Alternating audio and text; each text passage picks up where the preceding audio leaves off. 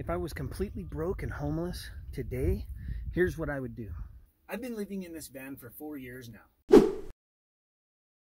Stay tuned till the end because I'm giving away a security camera in today's video.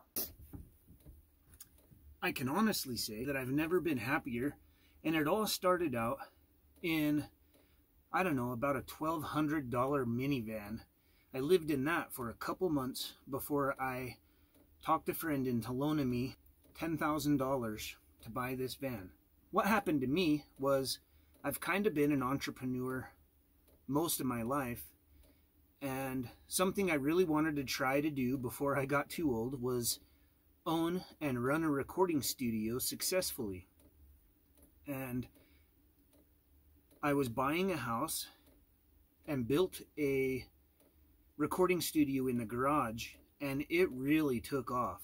I was charging $150 an hour, and I had large accounts with OPI Nail Polish and History Channel.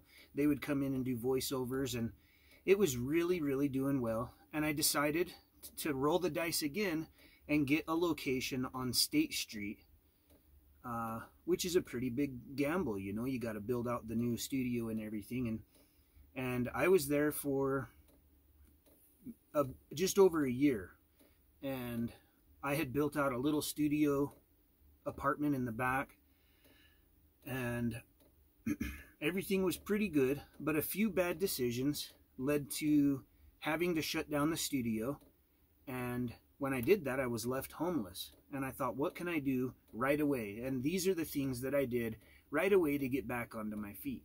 The first thing I did was, because I had a little bit of money, I went and found the cheapest minivan that I could.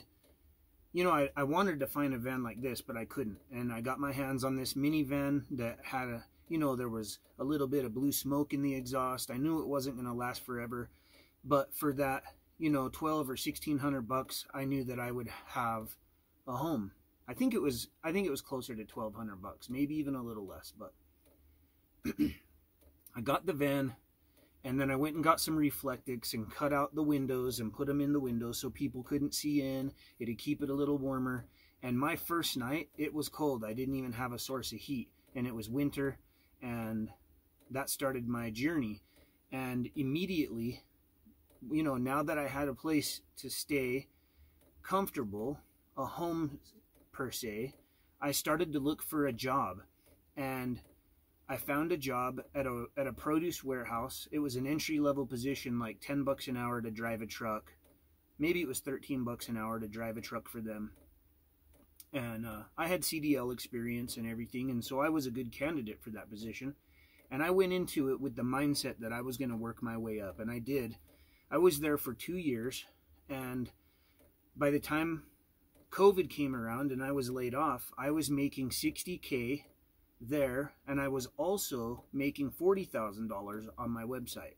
And so 2 months after having the beater van, I talked a friend into loaning me some money, and I bought and paid off this vehicle. I made payments to him for 10 months to pay off this vehicle, and all the while I had it in mind to find myself a piece of land that I could homestead. I was doing everything I could to make good money and wanted to pay off debt. I was paying off large amounts of debt, starting to save and invest and day trade. My original plan was to save about $400,000 and then get a piece of land and move on to it and basically retire and start some sort of other streams of income. However, COVID came around and it shut down all the restaurants in the city. And guess what that does is there's no need for a warehouse manager at a produce company. I was laid off.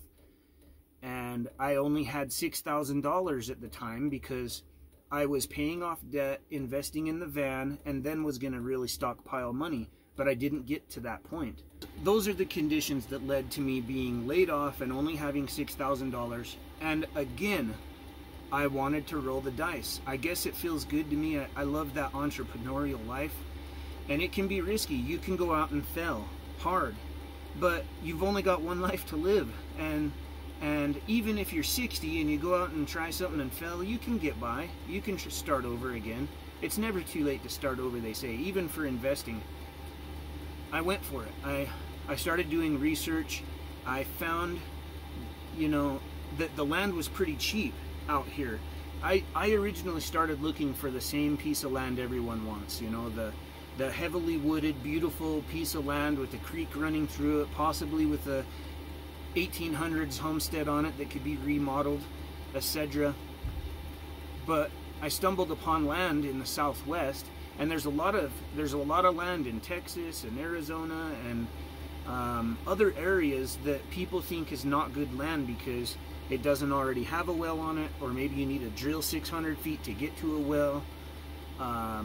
It's just not what everyone's ideal perspective is. But if you think about, a lot of the cowboys were homesteading and running cattle in land just like this. So if you're following along, step one is to make sure you got something. So I got a cheap little minivan to live in.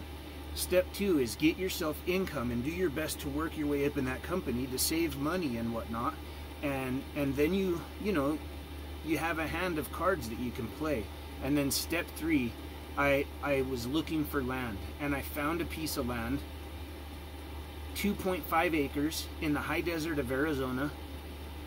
I think he was asking like $1,800, and I even said, hey, I'll pay cash right now if you give it to me for 16 or something like that. It's worth a lot more now. But that's what I did. I found 2.5 acres. I paid like $1,600 for it. I bought my van. I did pay like $10K for it, but I knew I was going to build it out and make it nice, a home eventually. And that works well.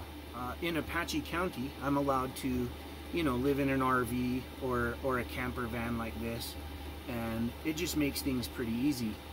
So once I got my piece of land and I had my van, I headed for the high desert of Arizona, and all I brought with me was a really cheap trailer that was enough to haul 2 IBC totes, and I brought about a year's supply of canned food and whatnot. And that preparation, having food, water, and shelter, so the van, the containers I had to haul water with, and some food for a year, that was my insurance, that I'd make sure that I at least made it a year.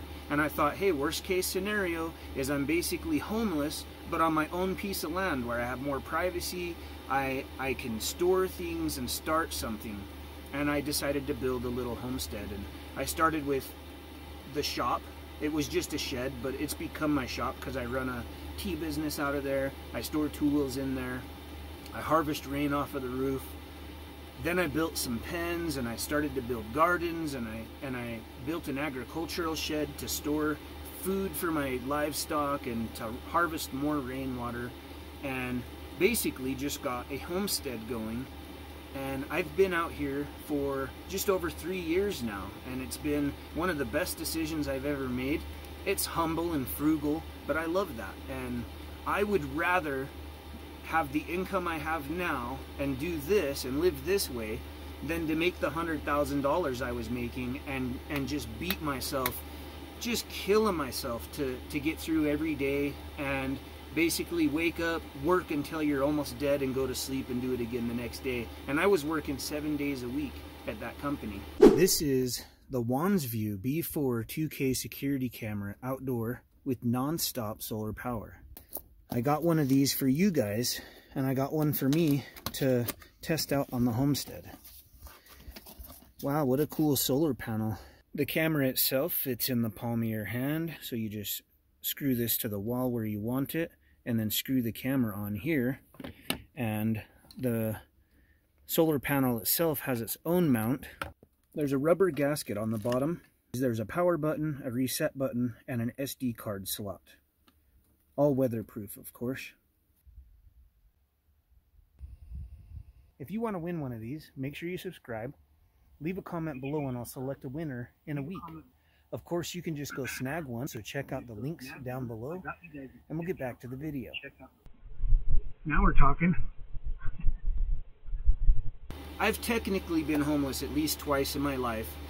Once when I was 15, my mom passed away, my stepdad married immediately, and I was homeless, and I lived under a bridge for a while. And even then, living under a bridge, all I had was like a sleeping bag and a backpack, and I got a job real fast, and I worked my way up then too. I was just a kid, got a job at Arby's, and quickly became a shift manager, and was making enough money to get things going, and eventually got myself a car and a place. So really, I guess it's the same, it's a similar pattern, you know. So not too long ago, you know, I'm laid off because of COVID, and do the whole process over again. And basically, you know, you got to make sure you have food, water, and shelter, just like my homesteading books tell you. I made sure to get something that I could stay in, which was the van. Made sure to get a job that would create income to get the future home. And then in my case, because I really wanted to homestead anyway, I bought land, and they were some of the best decisions I've ever made. If you've got any questions, I hope you'll leave a comment below.